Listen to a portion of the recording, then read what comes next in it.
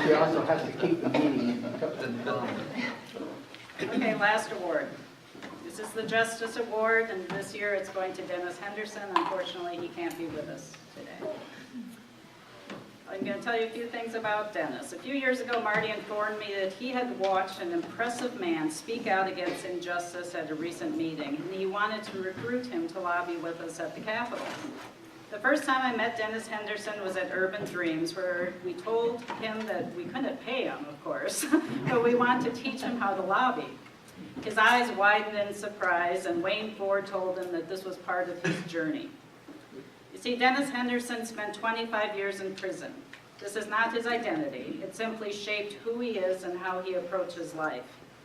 Some members of Justice Reform Consortium tend to get discouraged and frustrated at roadblocks to changing the current system. Dennis accepts that there is a reason for each obstacle and seeks the purpose in order to generate needed change. He has lobbied at the Iowa Capitol for the past 2 years, representing the issues and concerns of the Justice Reform Consortium with an insight and understanding sadly absent from the government experts that legislators rely heavily upon for decision making. He stands out at the Capitol due to his positive attitude, charisma, natural inclusiveness, and calm, thoughtful support. It's been very humbling for Marty. Everyone knows they're not sure who he is a lot of times. In addition to his work at the Capitol, Dennis recognizes the importance of redirecting youth before entering the downward spiral created by carrying a criminal record. Dennis has worked with youth to keep them connected to school and developing other interests such as urban gardens. He has also volunteered to attend out-of-state conferences for one of Justice Reform Consortium's organizations, Iowa Coalition for Juvenile Justice. Justice Reform Consortium has reaped the rewards of Dennis Henderson's vast knowledge of how the system really works and the challenge of recidivism prevention. He helps to keep government agencies honest and accountable. And we're very pleased to have Wayne Ford come here and present him these awards. The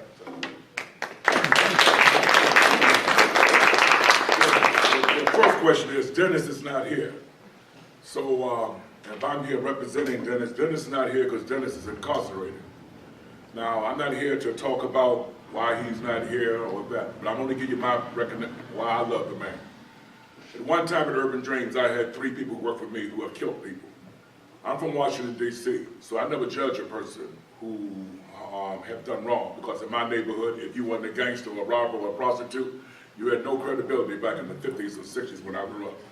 I said I'm from the inner city of Washington, D.C. You all travel. You all know how some blacks grow up, or some whites, to be candid. So I've ever said, Lord, if I ever get a chance to leave the ghetto of D.C., I'll spend the rest of my life helping people who were not big and strong as Wayne Ford. I played football. I was an all-star athlete at 14 years old. When I played football, we played against Vietnam veterans back in the 60s. So God let me know early at 14 that I could beat the average man because I was strong. And I was 14 playing against guys 21, 22 years old. That some of you older guys remember that back in high school, you could be in high school till you're 23, 29, 30. Some of y'all know what I'm talking about. So I was lucky. I saw my gift. So I left the ghetto of D.C., got a football scholarship to an all-white school called Rochester, Minnesota. So I left a black environment, went to a white environment. My roommate killed a man. I was 17, 18 years old. And the rest is history. Urban Dreams, Representative Wayne Ford. You all know my brand.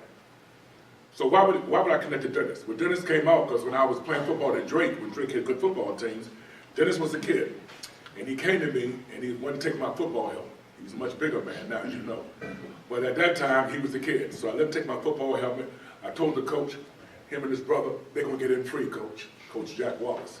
So that's how I met Dennis. And then Dennis went away for 25 years to serve in prison for robbery. He gets out the joint, he comes to see me. Most people get out the joint in the hood who done wrong, they come to see me, because I don't judge nobody. I said before, my neighborhood was full of gangsters and everybody else. I mean, it was my natural habitat, to be candid. So he came to me, and he had a unique situation. I said, man, you're the most intelligent guy. I know PhDs who are not as intelligent as you are. So I said, how could you spend 25 years in prison and not go crazy, stir crazy, come out, be mad at white people? What happened to you? What happened to you that you could spend 25 years and be this intelligent? And he gave me this little journey, and him and God got a good relationship. Then I thought about something. Somehow he met Marty and his wife Stephanie. They met. And at the first, this thing came to me, lobbying. I said, how can you're 25 years in prison. I mean, people are not going to understand you. You got dreads. I mean, you just look different. You're black. You're up there. For many years, I was only black up there. And are they going to accept you? Are you pushing it? So me and Marty talked. Marty said, wait, something about this guy. I said, good luck to you, Marty. I can't be there with you. I'm gone. I spent 14 years there. Me and Marty, matter of fact, me and his history is, when I ran for office, I had a 5-way primary. This man was one of the guys. And he came to me, and he said something very special to me. He said, Wayne, because we need blacks on Capitol Hill, and he kind of gave me an opportunity, because I believe with his connection, Marty could have gave me a good fight when I ran in 1990, it was 96, 97. It's been a long time ago. Stop it, you over there. I'll touch my memory. So, he, without me fighting this man, he gave me an opportunity. And I became the longest serving black legislator in the history of our. But back to Dennis. So Marty, I said, come on, Marty, you're stretching it, Marty. Now you know they look at me and you as radicals and all this stuff here. Now you got a black man with dreads who spent 25 years in the joint, and he can walk around with you lobbying. Marty, I think you're stretching it. Marty, y'all know Marty, he beats in his own tune. He said, Wayne, I see something in this guy that maybe you don't even see. Well, the rest is history. Y'all know him. He done traveled the world with me. He done met, from Joe Biden up to the president, he done met everybody. I take him all around the country. Everybody, he leaves the room and people cry. Legislators around the country, Arkansas, Oklahoma, I took him everywhere. And when he leaves the room, legislators cry. Because no one can think a man spent 25 years in prison can come out and not hate the world. So I'm pretty proud to get this award. Now I know some of the critics can say, well, Wayne, 25 years in prison. He didn't stay out for 3 years. The records show if you don't make 6 years, you'll go back to the joint. I got that. I'm an expert on going back to the joint. A lot of my staff are ex-offenders. I got that. But there's only one perfect being I know about, and he's not in this room or on this earth. I think y'all know what I'm talking about. So don't give me all that, well, what's wrong with, ain't nothing wrong with Dennis. He made a mistake, he got to deal with it. That's simple. I'm a lawmaker. You break the law, you do the time. That's the way it is. I know some of the laws. But I'm here today to honor his essence and his spirit, because I didn't want him to be a lobbyist. I thought we hurt this man's credibility. He saw something in a man that I did not see. I took Dennis to my hometown of Washington, D.C. And my hometown is much different than what it used to be when I used to rob buses.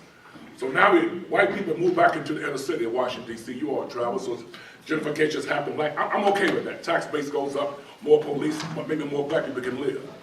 But Dennis, I got some experience with him. I took him back to my hometown. He saw how I grew up. I said, Dennis, you see that corner there? That's where I robbed my first bus. I was 13 years old. So that's the kind of, but I've changed. I became a lawmaker, I got that. But I want to let you know that I'm here, and I've never done this before, because probably when Marty asked me, I said, my God, I mean, the man's locked up. What could I say? But then I said, well, is that man, Reverend Carver, right there. Carver took care of me when I was a kid, because I used to go to his church, Trinity United Church. And many years ago, and I know that man's spirit, and when they started feeding people, giving people food and breakfasts and all that, I said, man, you're taking a chance, they're going to rob and kill you on this neighborhood. This is the 80s. Crack cocaine and all that didn't matter, because God was talking to that man there. So my Trinity, my Methodist spirit came back over me. Because I said, well, where you want me to go get this, Marty? And he mentioned when we come to this church. I ain't never been out to this church.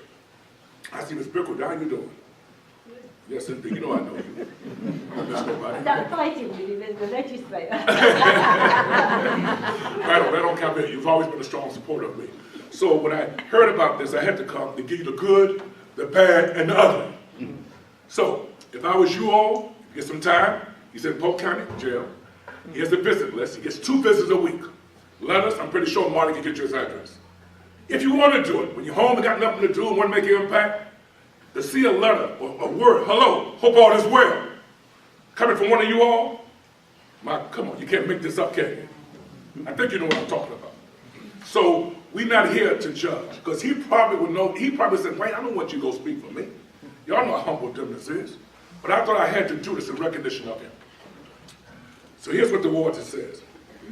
Dennis Henderson, in recognition of his deep commitment to justice, reflected by his many hours of volunteer service for the work of the Justice Reform Consortium, we present to Dennis Henderson the 2015 Justice Award, the members organization of the Justice Reform Consortium, October 22nd, 2015.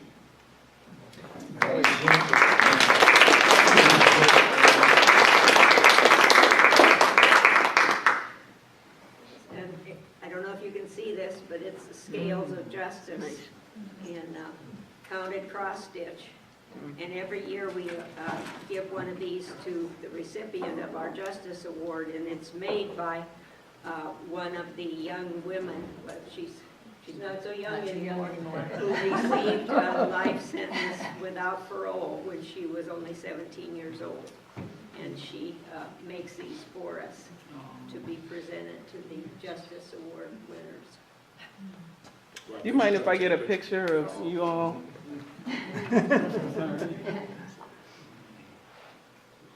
One more. Geez. Thank you. So as I close, because I would not be able to stay for Betty's presentation because I changed the schedule to be here, because I didn't know about this, but I'm glad I'm here. But it's about the spirit. Why God put Dennis back in the joint or his situation right now, I don't know. When Dennis come back one day, you ask him, I'm pretty sure he got an answer. I think Marty, Stephanie has some ideas, I have some ideas, but you have to ask him that one day. But I want to thank you. I met this lady many years ago when I was younger, and because you're always the same age, you've always been under you. You never age on me. Me and Marty my age, but she doesn't, Marty. I'm trying to figure it out, Marty, on all these years. But this is the crew, y'all. As I leave you, you got some challenges. We're one of the worst states in the country for black folks. Y'all ready, y'all? You saw my words. You want to be an un-American citizen? Then keep it up. The demographics have changed. In West Des Moines, I came out here 6 months ago, West Des Moines schools. Section 8, black folks fighting white people. The N-word was used. Who they called? They called us. Thank you very much. Thank you very much.